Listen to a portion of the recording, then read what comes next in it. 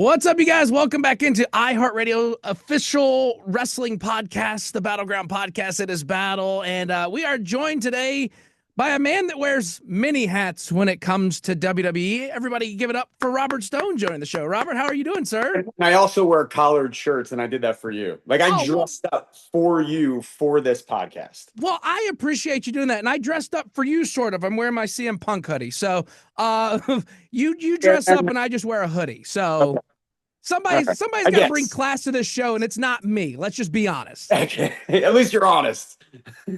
So first and foremost, let's kind of ask, how are you feeling? I know last week you weren't able to travel. Seems like things are on the up and up for you, right? Yeah, well, so this is actually the first interview I've done. It's the first full day I'm going to have without the neck brace.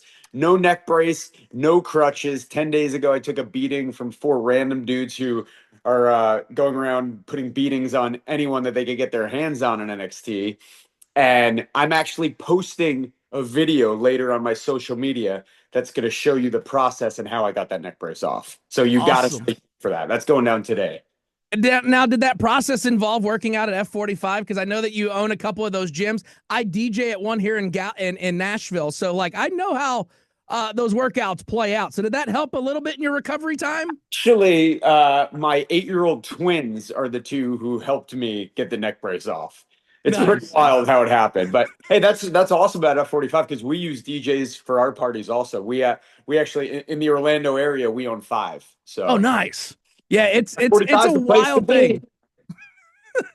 Do you It's do the it's workouts? So no, I'm the DJ for it. I usually sit there and watch the Saturdays as I'm DJing, and I'll jump in during the weeks, and they're like, why don't you jump in on a Saturday workout? And I was like, I'll play the music. Y'all go enjoy dying out there on the floor when you rotate and everybody's like You could gasping get for through air. it. You should try one. You could get through it. Yeah. I mean, let's kind of dive into this though. I mean, we're talking all things, F45, NXT, and everything else. I mean, you've done it all: wrestler, manager, commentator, producer. Which role has been the most rewarding for you? And is there one you haven't tackled yet that's on your bucket list? I think I don't want to be cheesy, but they're all equal. So like obviously now as I'm getting older and more years in the industry, like no pun intended for the Evolve show, but I'm evolving in what I do. So obviously when I was younger, wrestling would have been the only thing on my mind. But then as I got older and this manager thing came up, it was kind of like right time. I could still be a TV character, get in the ring sometimes. And then that phased out as an assistant to Avo, where now I don't get beat up as much and have to do the physical stuff.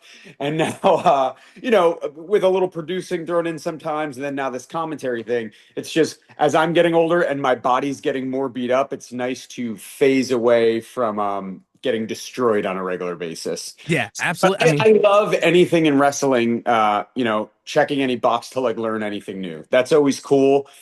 So no favorite. And as far as other things that I would want to do, I mean, I feel like now it's kind of, you named them all: wrestler, manager, commentator, producer, coach. Like, I've kind of checked off I've pretty much done them all, unless I'm gonna, be the server and catering or something and do that. I've kind of like done everything. right. So I'm loving it. Yeah, and it's a cool thing because I mean a lot of people, including myself, will always remember the wild days of Robbie E and the fist pumping and everything else. And I go back to that and I think of that era of TNA and what a wild time it was. What is one of the craziest moments from that era that still makes you shake your head? Um, so I think the craziest thing that makes me shake my head is just actually when you look back and realize, like, when I started there in 2010, if I looked around and I can name everyone that was in the locker room with me at that time, the insane amount of talent. I mean, I think people know, but then I think when you really think about it and you would name everyone in that locker room, where they ended up, how, I could name 10 guys who were on the lower card in TNA at the time who are now wherever they're working on the top of the cards, future main eventers and Hall of Famers that were just there in that locker room. It's crazy just to think about how much talent was there and how much talent TNA produced, it's so wild. You never would have thought that 15 years later there would be a working relationship with the WWE. So it shows you anything could happen. Absolutely. And, you talk about evolve and whatnot, and you've evolved your persona quite a few times from, Robbie E to the very proper and polished Robert Stone. What has been the hardest part for you in your mind of reinventing yourself while staying true to who you are? Well, there's really no hard part about it. I mean, this is the entertainment industry, right? Like you constantly have to change what you do and be up on your game and be up with what's out there in the world that's current. You got to always, even if right now you are in a place where you're a 10, you got to be looking 3 months ahead to how you can maintain a 10, how you could keep yourself fresh. Things get old and played out very quickly. So that's what makes it fun. Like I'm always like looking for new things to do on social media or new hairstyles or new suits to wear, or, when I was wrestling, new moves to do in the ring, or you got to constantly be changing up what you do. And that's like the exciting part of this. You don't get complacent. You got to be on I'm 41 years old and there's guys in NXT, guys and girls who are a lot younger than me. They're half my age. And I'm saying to them like, come on guys, you got to do this. You got to do that. You got to keep moving. And they're like, how are you doing this? And I'm just like, that's what this is. You got to you can't let a day go by where you're not putting in the work in some way, shape, or form. Yeah, absolutely. Of course, our guests here on the show with us right now, Robert Stone, who wears a multitude of hats when it comes to the wrestling business with WWE. And, you recently stepped in the commentator's chair for WWE Evolve alongside Peter Rosenberg.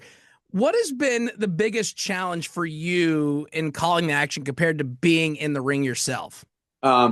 So, when the first ever time I commentated, and it's crazy to think that I have been doing this so long, but, you know, maybe one time in 20 years in character, I threw a headset on and did commentary, but, never where I actually did it or understood. So in my mind, it was very just like, oh, I put the headset on, I'm heel, I call what's going on in the ring. This is not going to be too hard. But the first time when I ever did it, I was asked to fill in for Byron Saxton. He was in Saudi Arabia on Level Up. And me and Blake Howard commentated. And again, I'm pretty much going into this, deer in headlights, not knowing what's going on. And between calling the action properly, having conversations with my partner, telling stories in the ring, being to name every move, having the headset on and hearing countdowns to graphics and replays, there is so much going on, and it is so much more difficult than I think, the average wrestling fan or even someone in wrestling realizes how hard of a job it is, whether you're, the analyst or color guy or the play-by-play guy. That was just definitely the biggest shock for me. Just like, wow, there's a lot more to this. Plus, I don't just, if I have a character, I don't just want to talk about, if there's a garbage man, if there's a character that's a garbage man, I don't just want to say on commentary, hey, here comes a garbage man. I want to know about the garbage man's family and what he likes and dislikes, just getting, unique and in-depth information about them so I could properly tell their story to get them across to the WWE universe. So it's not easy, but I love it. It's a challenge. So, Yeah, um, absolutely. For sure. That's a thing that we've seen with your career, because I mean, we've been following it for a very long time. We could see that when they ask you to step up to the plate, you don't just swing for a single, you hit a home run every time you do something. yeah, that's with everything you do in life. You got to be all in on anything. Why put anything out there with your name on it if it's going to be, not 110%? And that goes, and this was always my thing, even, on live events or, God, even,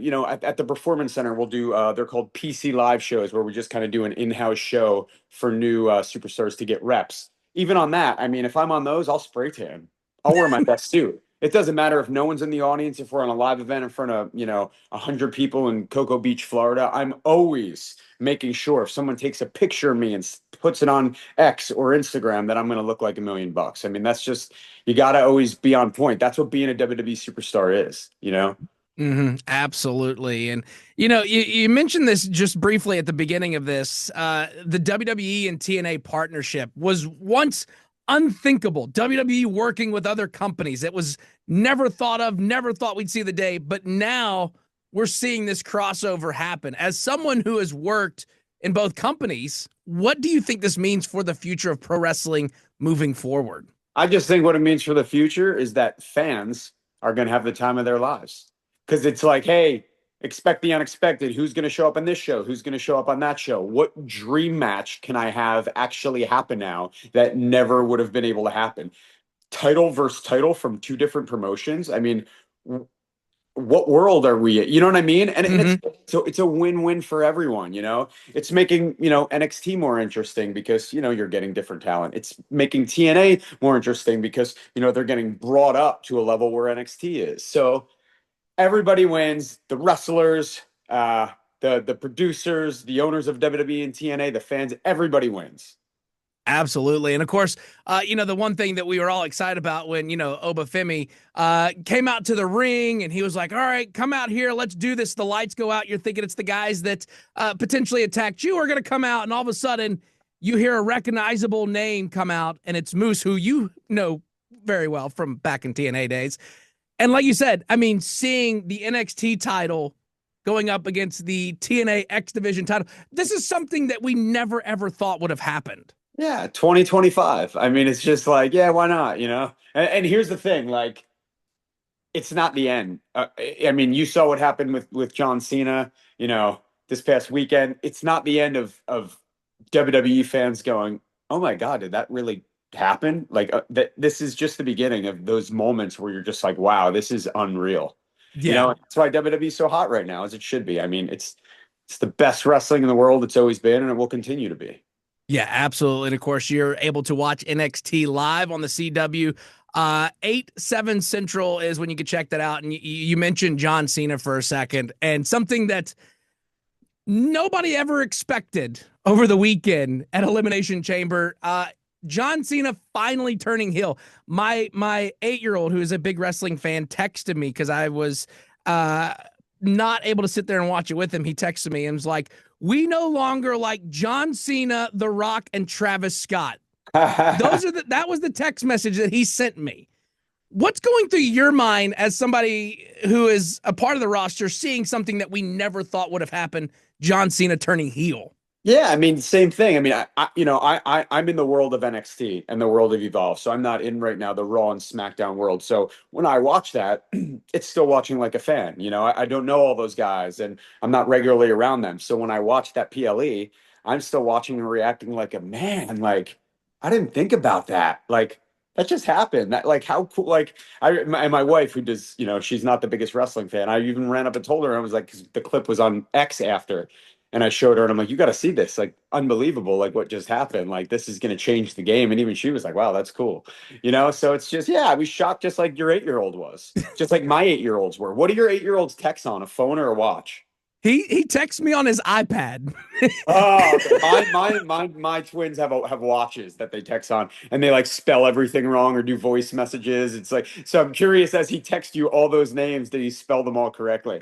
So he put on the text, he says, "We hate John Cena now, and Travis, comma, Scott, and The Rock." Okay, there you go. So you got it. And I was like, I told him I had to explain to him like certain things because he's still in that age of like he doesn't get that some of the punches aren't real. And so like I was trying to explain to him, I was like, just let it play out. Maybe this is just, John Cena faking it. Maybe he'll be good again. He's like, no, we don't like him. And he like put all of his John Cena action figures in the trash can, and he Oh was wow. so distraught. And I was like, this kind of takes me back, when Hogan turned and went to the NWO and everything. So this obviously a generational shift, like you said, wrestling with WWE really, really hot at the moment. NXT really, really hot at the moment. And one thing that a lot of fans that I love on social media or the IWC, the Internet Wrestling Community, went nuts when you referenced a Robbie E thing during a recent segment. Do you like to drop those subtle Easter eggs, or do you know going in you're going to drop it, or is it just kind of on the fly? Are you talking about the video where I tried to get into the building? Yes. Yeah. No, I just it was they were they were having an event a few miles from where NXT runs and from where I live, and it was just kind of like I feel like this would be really fun to do. So I just like and to involve my kids because like they didn't like they have seen a few matches of me like that, but like it's they're not they don't go on YouTube often and stuff, so they don't like get to see like my old stuff. So Mm-hmm. letting them be a part of it, and then I showed them like who Robbie E was and stuff. They got a kick out of it, and they got to be in the video, and they thought it was funny. And then of course I had to bring my man Rob Terry back into it because that's my guy still. he's doing awesome, and he's such a, just a great dude. So anything that can involve him is fun. But yeah, I don't know. I thought about it a few days before, and I said, because they're right here, I feel like I have to do something, because I think people forget, and it's not in a. But I was there 8 years, and 8 good years of, like we talked about, when a lot of talent was there and when it was booming, and yeah, it's fun sometimes to remind the fans, and current WWE fans still to this day, when I post something, every time I post something from the past, at least one or two will go, "I knew you looked familiar," or "I knew there was something. It was the hair." Like, still people are not connecting Robert Stone and Robbie E, if they just are just tuning in now or whatever it is. So I like to just do that and make people's jaw drop. It's fun. And it's great because as a fan of wrestling, like I said, I've grown up watching this and seeing that. I was like, I remember that. It's kind of like when Joaquin was introduced in LWO. I go back to DJZ. Yeah. That's my thing, and I'm waiting for him to at least drop an Easter egg just for fun during an LWO promo that nobody Yeah. else but people of my generation will understand. Just like when you drop the Robbie thing, I was like, oh my god, this is the greatest thing ever. Hey, well, Because now I that nerd out. WWE works with TNA, you never know if there'll be a TNA reunion show or throwback show or some old characters. Who knows? Which that would be super cool. Yeah, that would definitely be cool. For sure. And again, NXT live on the CW 8/7 Central every Tuesday night. And real quick before we let you go, we always like to kind of jump outside of the wrestling world with our guests and kind of get to really know the guests outside of what they see on TV and social media. If you had to describe your life story using only 3 songs, which would you pick and why? Okay, so that is such a. Did people come up with that immediately? That answer? Some people do. That is rough. I would need a lot of time to think about. So what I will do is just give you 3 songs that are played either a lot in my house or that I liked when I was a kid or something. So one song that my kids love for some reason, I don't know if you know it, Tim McGraw, the one, "I had a barbecue stain on my white t-shirt." Yep. It probably has nothing to do with my life, but we play that all the time because my kids love it for some reason. My favorite song of all time is "Ain't No Fun" by Snoop Dogg from Doggy Style from the 90s. Best song ever. And then um my wedding song, Daughtry, "All That I'm After Is the Light," was me and my wife's wedding song. So I'll give you that. But to think about what would actually tell the story of my life, man, I would need to give you really good answers. I'd have to really think about that. Well, you can always come back on the show next week. Now that we've got all the ducks in a line and order, we can make this happen, and you can come back next week for that one question, and then we'll go off into the sunset. Because that is hard to think about just on the fly like that, right? I It don't know. really is. Like some of the guests we've had, like have got it right off the rip. When we talked to Steve Macklin, he had 3 songs, bam, bam, bam, and I was like, "How did you come up with those? Like, is this like your get to go in morning playlist? And these are the 3 He had a songs you cheat have?" list. He must have talked to someone else that was on your show and knew it was coming or something. He must have. Well, Robert, it's an honor and a privilege to have you on the show, man. And of course, before we let you go, is there anything you want to say to people watching or listening to this right now? Yes, yeah, I can't push hard enough. Wednesday, Evolve, huge debut. Me and Peter Rosenberg will be calling the action. Tubi, 8 p.m., and then YouTube internationally. So check it out. It is a brand new show. It's got a different feel, kind of a different concept, intimate studio vibe. And yeah, do not miss it. Yeah, I appreciate you having me on, and I can't wait for Wednesday.